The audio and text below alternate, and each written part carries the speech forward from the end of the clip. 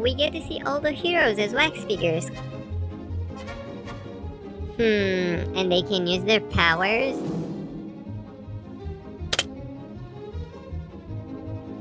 Wait, is that a wax statue of Alex?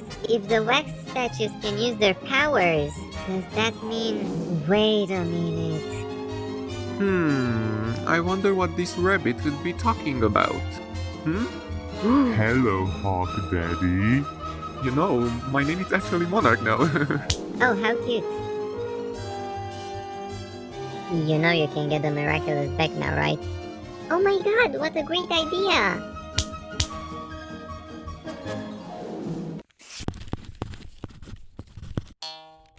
Hello everyone, welcome back to my channel. I'm Rainbow Jack, and today I will be talking about Miraculous Ladybug Season 5 Episode 6 Determination. And I'm also gonna be drawing the unified versions of Ladybug and Chat Noir with Stompp.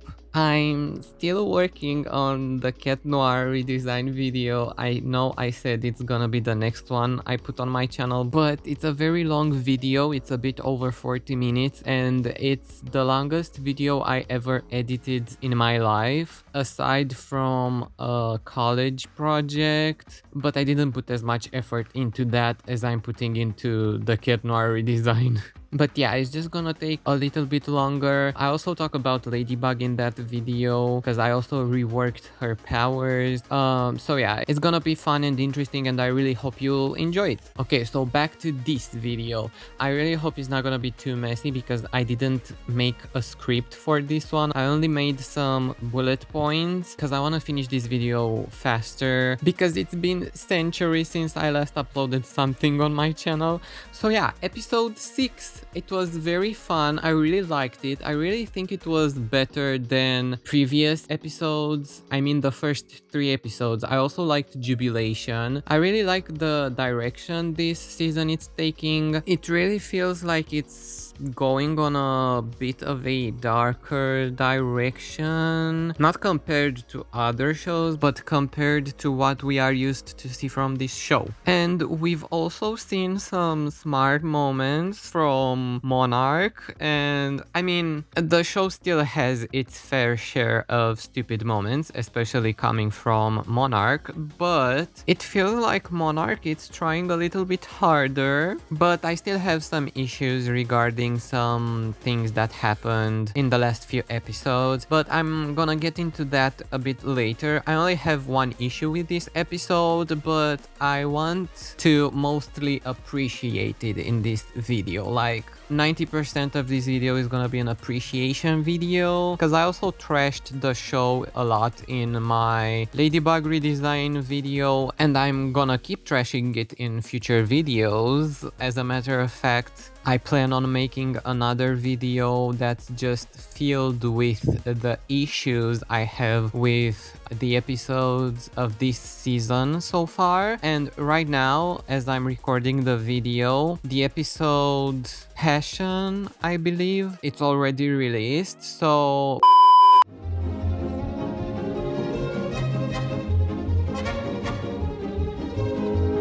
I haven't watched it, so we'll see what issues that episode brings. But yeah, I also want to make videos where I appreciate the show because there are things that I like new transformations, superpowers. Even though the power system sucks, I still enjoy seeing them fighting, and sometimes there are cool moments when they use their powers. I also like the romance aspect.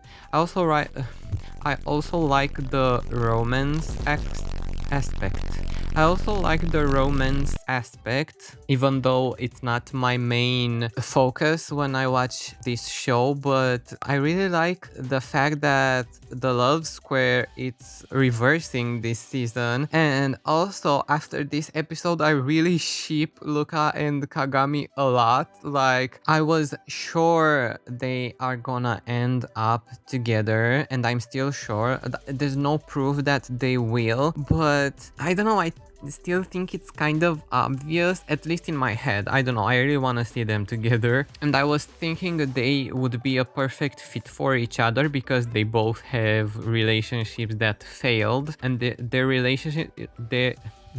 relationships were very similar. But they also have like the type of opposite personalities that fit together very well. I mean, they're not completely opposite. They have a calmness in common, but yeah, I don't know. This episode just further confirms that they are very compatible with each other, and I think they will end up together before Adrien and Marinette. I mean, of course, Adrien and Marinette will take the longest to become a couple, because they're like the main couple of the show, and I'm sure we'll see a whole bunch of other shenanigans happening between these two, especially that their love square just started to take a turn. So yeah, we'll see if Luca and Kagami become a thing before Adrien and Marinette or after them, or if at all. So yeah, okay, so this episode was really cool. It was a perfect blend of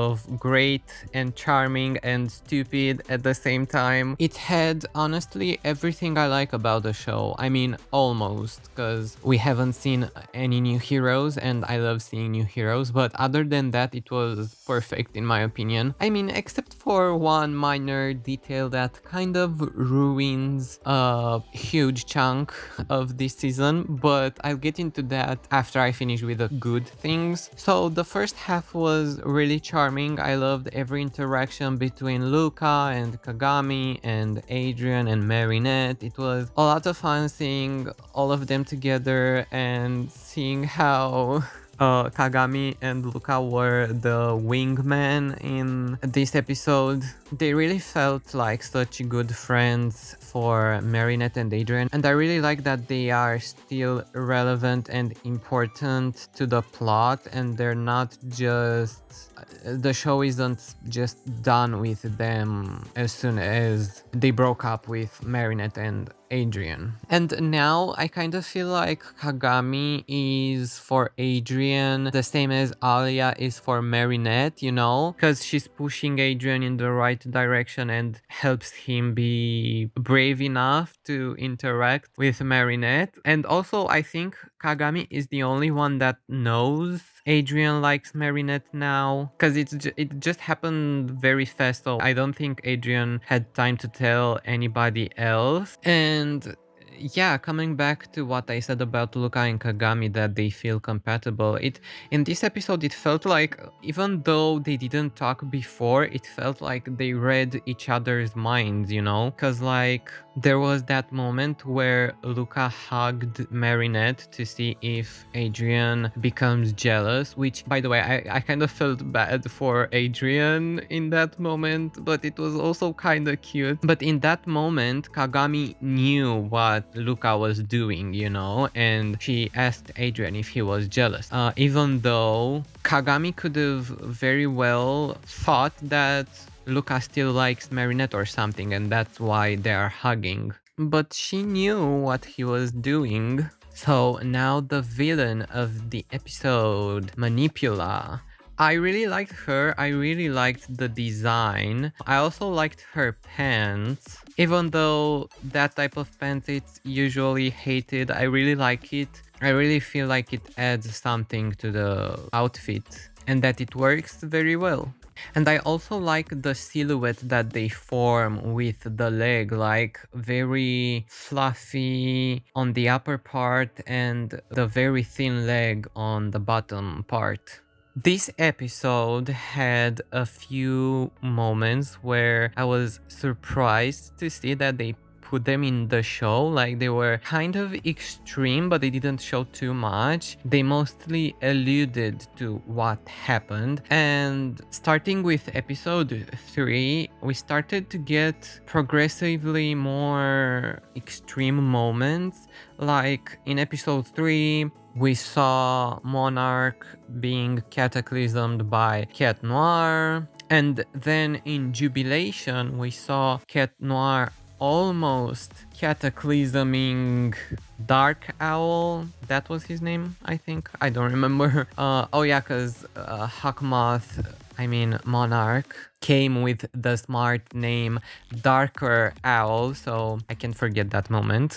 But in that episode, Cat Noir almost cataclysms Dark Owl, and it felt like a bigger moment than episode 3 because this time he almost cataclysmed someone on purpose because he was so upset. It was like an intense moment, and I really loved the pacing of those last few scenes because first of all you could see how angry Cat Noir was. It was one of the few times I really felt something watching this show because I usually don't take these type of moments too seriously in this show, but like you could really tell he was upset, you know, because he felt like he was taken advantage of with those illusions and those dreams, and you could really understand his anger. It was a very well storyboarded and choreographed and animated moment. I think it had the same intensity as Ladybug's panic attack at the end of season 4 when she lost her lucky charm and Gabriel took all the miraculous. In that moment, I was so into the episode because it was also well written, even though it had stupid moments.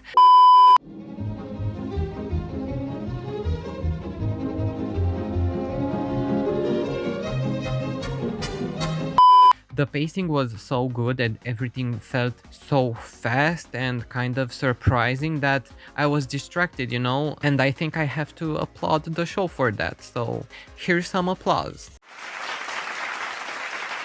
And yeah, Cat Noir's moment in Jubilation also felt very intense and well written in my opinion, and that whole sequence, like the dream, was also very well done and animated. Like I really loved seeing Dark Owl slowly coming closer to Ladybug.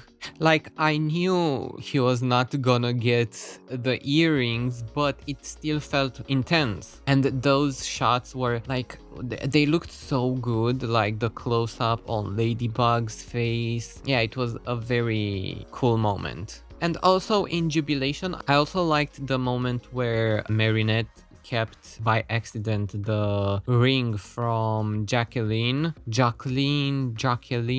It's her name is very confusing because it's written as Jacqueline, but it's pronounced like Jacqueline.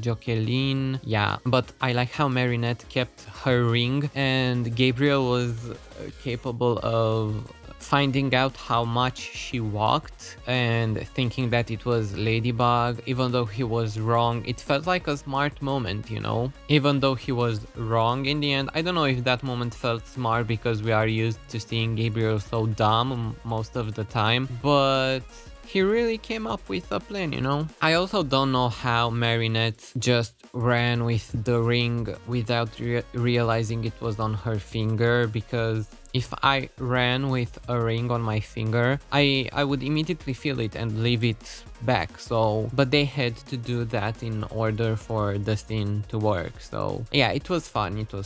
By the way, I'm sorry if you hear any noises in the background. It's because there's some construction going on in the building, and I'm trying my best to avoid the noise and record when there's no noises, but I can't avoid it all the time, so you might hear some buzzing in the background. Back to Determination. So I absolutely loved seeing Ladybug and Cat Noir slicing the wax figures around. It was very fun and creepy at the same time, but it also felt violent for this show, and I cannot imagine this happening in previous seasons. Like in season 1, there's no way we would have seen this happening. So we can really see an evolution in the writing and the darker tones and stuff like that. Even though they cannot show blood, this is like the closest a kids show can come to violence, you know? And I also love when shows do this trope where characters are being sliced, but those characters aren't technically humans, so you don't see blood. We've seen that in the Steven Universe movie, and I also loved that scene because it also felt like such a dramatic scene, but then you're like, oh, they're not humans, they're okay, you know?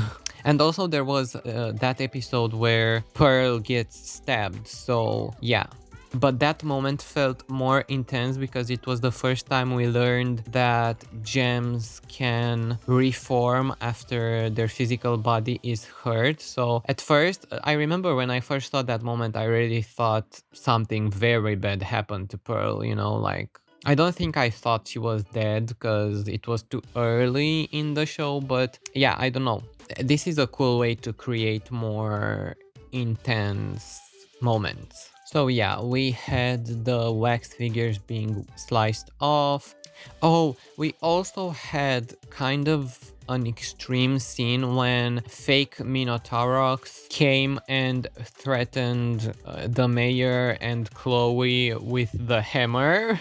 That was also kind of intense because it doesn't feel like something we would have seen earlier in this show, but like I know these moments don't feel realistically violent, but I'm saying they are intense compared to what we've seen in other seasons and in this show in general, you know? So yeah, we also had that moment where Manipula uses Cat Noir to cataclysm herself and waste his power because she was immune, but Cat Noir was still scared for a second there. And is this gonna be like a trend where Cat Noir cataclysms or almost cataclysms someone in every episode? Because I kind of feel bad for him. Like, imagine how traumatized he's gonna be in a few other episodes. Like, he's already depressed after he cataclysmed Monarch. Good thing he didn't find out it's his father yet, because he would have been even more horrified. Also, my favorite moment of the whole episode was when Ladybug used her lucky charm, and she first didn't know what to do with it. Then Cat Noir gave her like a short speech, and then the scene went from like 0 to 100 very fast. And it escalated into what I think it is the most violent scene of this show ever. I don't think there was other scenes like this before, so correct me if I'm wrong in the comments, but like the chandelier literally fell over Veronique, or Manipula, because she was still akumatized, and you cannot tell me she wasn't dead in that moment. Like, there's no way she could survive that type of impact. And I know they didn't show what happened to her, because we've only seen, after the hit, we've only seen a shot of her face, so they didn't show her body.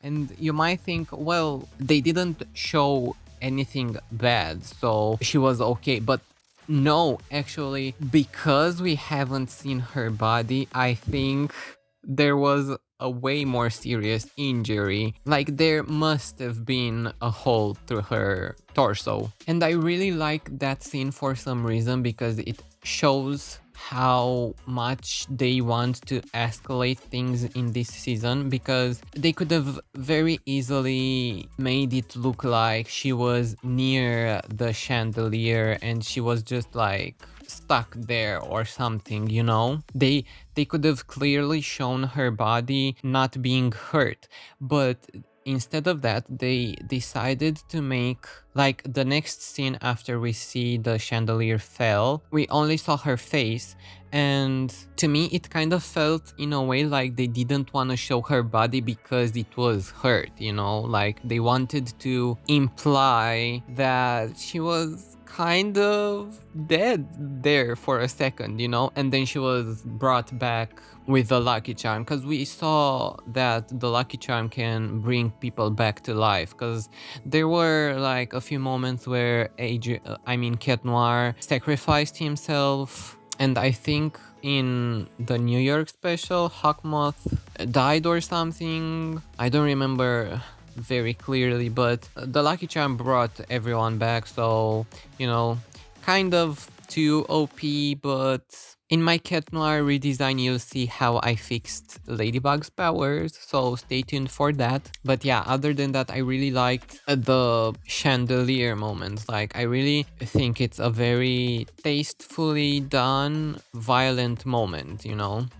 Okay, now it's time for the only issue I have with the episode, but I think it's like the most stupidest thing. So I really didn't like how powerful was Manipula and the Akuma in this episode.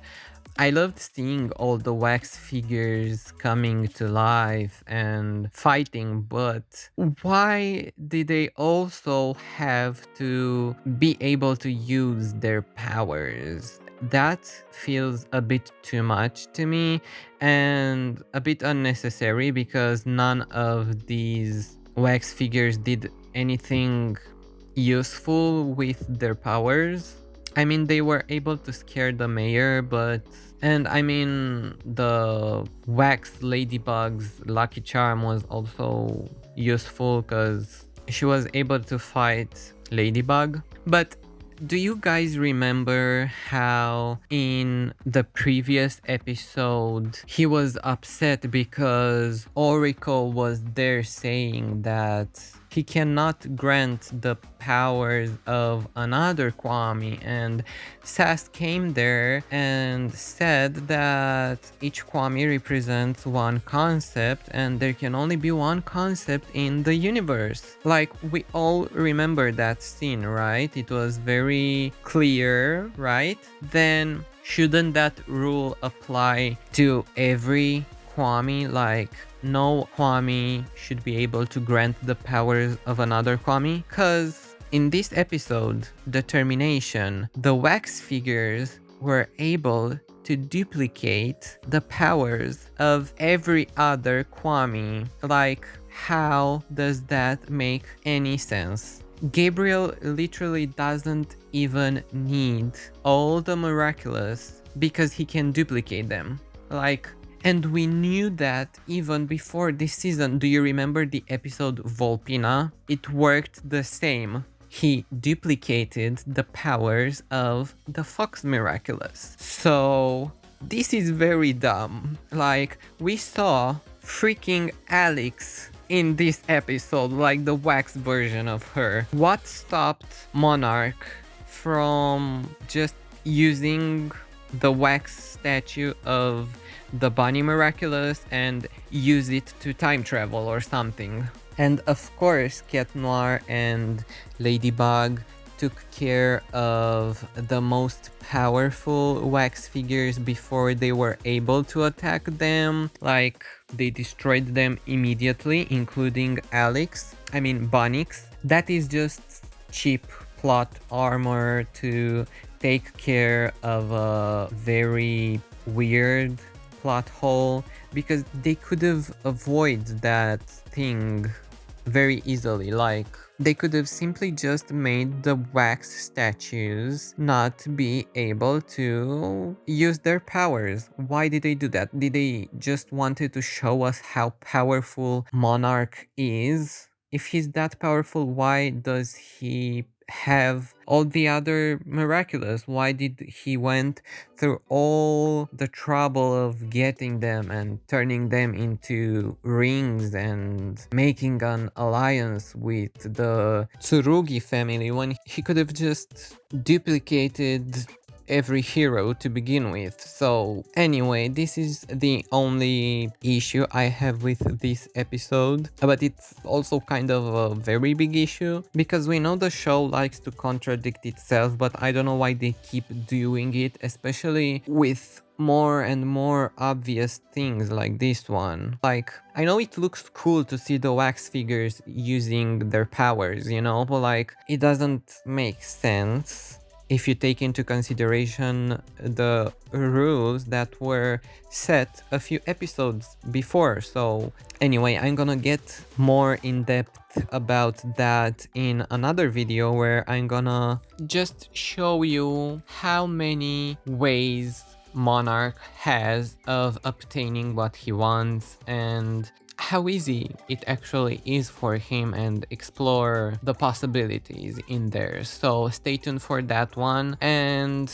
I said everything I needed to say about the episode. I really hope you enjoyed the video. Please let me know your thoughts in the comment section, and don't forget to leave a like and subscribe if you want to see more videos from me. Also, be sure to check my Ladybug redesign if you haven't already, and if you want to follow me on social media, you'll find all of my links down in the description. So yeah, I really hope you had a wonderful time watching the video, and have an amazing day/night. Bye!